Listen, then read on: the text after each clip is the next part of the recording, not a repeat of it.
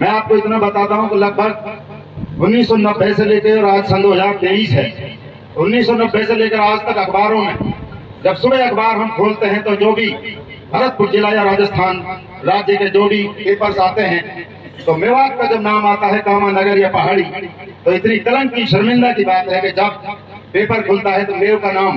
कहीं न कहीं जब जुड़ता है तो या तो वो खो किसी के साथ जुड़ता था या गौ तस्करी के साथ जुड़ता था। जबकि ये मेवात के लोग आज से लगभग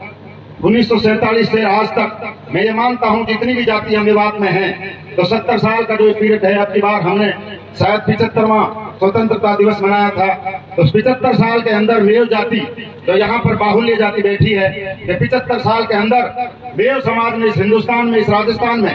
अपने समाज को निचले स्तर पे लाए हैं या मेव ऊपर के स्तर पे ले गए हैं। हमारे बुजुर्ग जिन्होंने इस धरती को चीर कर बैलों से हमारा पेट पड़ा था, आज इस कलंकित लोगों ने जो इस समाज में लगभग सन 2020 से शुरू हुआ था ये काम, सन 2020 में 10% लोग इस काम से जुड़े थे, फिर 20 हुए और 30 और 40 और 50। मैं उस पंचायत से हूँ जहाँ पर जिस थाने से जो पंचायत आती है, जो गढ़ी झील पट्टी हो, चाहे धर्मशाला हो, कैथोड़ा हो, मातुकी हो, वो जो थाना है उसके इर्द गिर्द का जो एरिया जो कैथोड़ा कस्बा है, वहां पर ये मैं मानता हूँ, आप मेरी बात को बुरा ना माने, कि इन 4 सालों में जो ओलेक्स का काम जितना बड़ा है उस क्षेत्र में, तो हरियाणा मेवात में इतना काम नहीं है जितना ये पहाड़ी नगर इसमें जो ये काम हुआ है, बिल्कुल बहुत ज्यादा हुआ है। समाज की अगर बात करें तो इन लोगों ने समाज को इतना खोखला कर दिया, जो ये लोग ठगी कर रहे हैं। इन लोगों ने अपनी पड़ोस की लड़कियों को, मैं आपको ज्यादा नहीं बता सकता, पड़ोस की लड़कियों को, पड़ोसदार इज्जतदार लोगों को, लड़कियों को इन्होंने तक लिया और समाज में उनको गंदा कर दिया। आज समाज में कहीं कोई अगर मेव अगर 10 या 5 आदमी अगर कहीं अपनी लेके जाते हैं बात को, तो वहां पर इसी नजर से देखा जाता है कि ये मेवात के लोग हैं और ये उन लोगों के चाचा ताऊ और सरपंच हैं जो लोग इस हिंदुस्तान में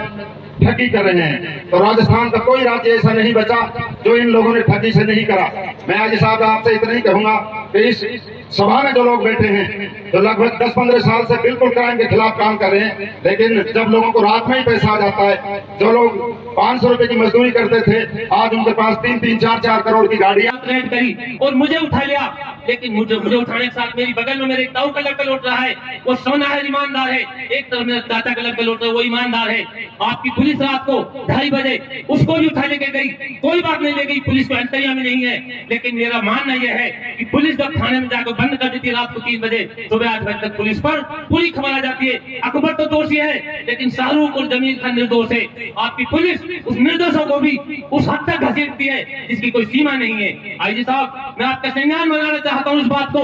कि चोर को पकड़ो, कटलूबाज को पकड़ो, ऑयलेसबाज को पकड़ो, पूरी कौम आपके साथ है, पूरी कौम आपके साथ है, आपकी मदद करिए। और जिस तरह आपने कहा है कि आप इसमें मदद करें, मैं आपके लिए एक सुझाव दे रहा हूँ कि हमारे मेवात क्षेत्र का सबसे बड़ा मदरसा मील है, आप मौलाना असद साहब से राब्ता करें और एक अपने नेतृत्व में और मौलाना असद साहब की रहनुमाई में एक महापंचायत बुला लें। इंशाअल्लाह साइबर ठगी पे और गौ कसी पे तो कमा भी रहिए, उसमें हमारे उलमाओं की बात को लोग ज्यादा कदर करते हैं। मैं गारंटी के साथ कहता हूँ कि 95% जो परसेंटेज है ये इंशाअल्लाह 99% भी होगी। बैद एलिमेंट हर समान में रहे हैं। आदरणीय आईजी साहब, मतदाता की जो बात है, मतदाता भी है, उसके लिए कहना चाह रहा हूँ।